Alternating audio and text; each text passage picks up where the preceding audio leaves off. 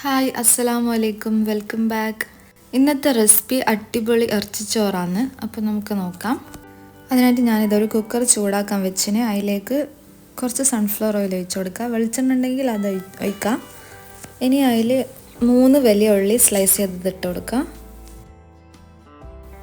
ഉള്ളിയിലേക്ക് കുറച്ച് ഉപ്പും കൂടി ഇട്ട് ഒന്ന് ഇളക്കി കൊടുക്കാം. കുറേ നേരം വെക്കണ്ട. ഇതിലേക്ക് ഇനി ഇഞ്ചി വെളുത്തുള്ളി പച്ചമുളക് ക്രഷ് ചെയ്തിട്ട് കൊടുക്കുക. ഇത് നമ്മളെടുക്കുന്ന ഉള്ളിക്കനുസരിച്ചിട്ട് നോക്കിയിട്ടെടുക്കുക. പിന്നെ ഞാൻ ഇതിലേക്ക് പൗഡേഴ്സാണ് ഇട്ട് കൊടുക്കുന്നത്. 2 ടീസ്പൂൺ മല്ലിപ്പൊടി, 1 ടീസ്പൂൺ മുളക് പൊടി, 1/2 ടീസ്പൂൺ മഞ്ഞൾപ്പൊടി, 1/4 ടീസ്പൂൺ ഗരം മസാല. ഇത്രയും പൗഡേഴ്സ് ഇട്ട് ഇതിൻ്റെ ഒരു പച്ചമണം മാറുന്നവരെ ഒന്ന് ഇളക്കി കൊടുക്കുക.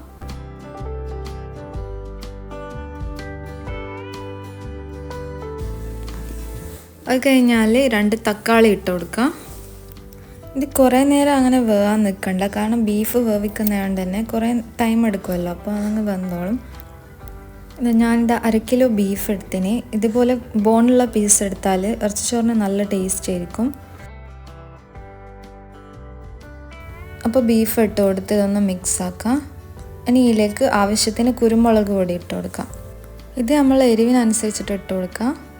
ഇനി ഇതിലേക്ക് ഞാനൊരു 1/4 കപ്പ് വെള്ളം ഒഴിച്ച് കൊടുക്കുന്നുണ്ട്. വെള്ളം അധികം ഒഴിക്കണ്ട, കാരണം ബീഫിൽ നിന്ന് ഓൾറെഡി വെള്ളം വരും. ഇനി ഇതിലേക്ക് കറിവേപ്പിലയും കുറച്ച് മല്ലിച്ചപ്പും കൂടി ഇട്ട് കുക്കർ മൂടി വെക്കാം.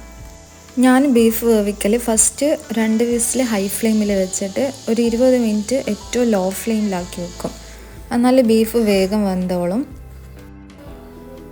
ഇനി റൈസ് ഉണ്ടാക്കാം. അതിനായിട്ട് ഞാനൊരു ബിരിയാണി പോട്ടിലേക്ക് കുറച്ച് സൺഫ്ലവർ ഓയിലും ഗീയും കൂടി മിക്സ് ചെയ്തിട്ട് ഒഴിച്ചു കൊടുക്കുക. അതിലേക്ക് സ്പൈസസ് ഇട്ട് കൊടുക്കുക. പട്ട, ഗ്രാമ്പു, ഏലക്ക അതും ഇട്ട് ഇനി ഇതിലേക്ക് കുറച്ച് പൗഡേഴ്സ് ഇട്ട് കൊടുക്കണം. 1 ടീസ്പൂൺ മല്ലിപ്പൊടി, 1/2 ടീസ്പൂൺ മഞ്ഞൾപ്പൊടി, കുറച്ച് ഗരം മസാലപ്പൊടിയും കൂടി ഇട്ട് കൊടുക്കാം. ഇതൊന്ന് കുറേ നേരം വഴറ്റണ്ട, ഇത് അല്ലെങ്കിൽ കരിഞ്ഞു പോവും. ജസ്റ്റ് ഒന്ന് മിക്സ് ചെയ്തിട്ട് അതിലേക്ക് നമ്മൾ റൈസ് ഇട്ട് കൊടുക്കുക. ജീരകശാല റൈസാണിത്. നല്ലോണം വറുത്തെടുക്കുക.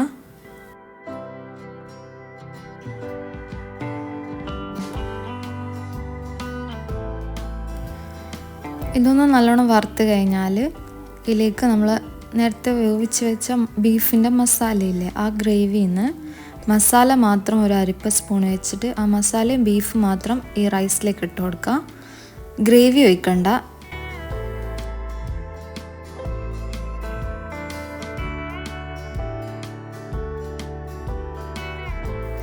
ഇനി ഇതൊന്ന് മിക്സ് ആക്കിയിട്ട് ഇതിലേക്ക് നമ്മൾ നേരത്തെ ഗ്രേവി ഇല്ലേ, അത് ഞാൻ അളന്നപ്പോൾ 1 കപ്പ് ഉണ്ട്.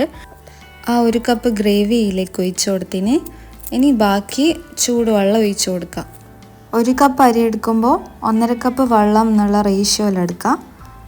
ഞാനിപ്പോൾ 3 കപ്പ് അരി എടുത്തോണ്ട് 1 കപ്പ് ഗ്രേവിയും 3.5 കപ്പ് ചൂടുവെള്ളമാണ് ഒഴിച്ചത്. ഇതൊന്ന് മൂടി വെച്ച് വേവിക്കുക. ഇടയ്ക്ക് ഒന്ന് 2 പ്രാവശ്യം ഒന്ന് മറിച്ചിട്ട് കൊടുക്കാം. അപ്പോൾ തന്നെ ഇറച്ചിച്ചോറ് റെഡി ആയിക്കോളും.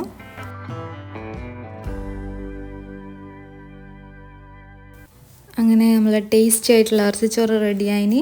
ആ ബോണുള്ള പീസ് ഇട്ടുകൊണ്ട് തന്നെ നല്ല ഫ്ലേവർ ഉണ്ടാവും, ബീഫിന് നല്ല ഫ്ലേവർ ഉണ്ടാവും. ഈ റൈസിന് വളരെ പെട്ടെന്ന് ഉണ്ടാക്കാൻ പറ്റുന്നൊരു റെസിപ്പിയാണ്. എല്ലാവരും ട്രൈ ചെയ്യണം.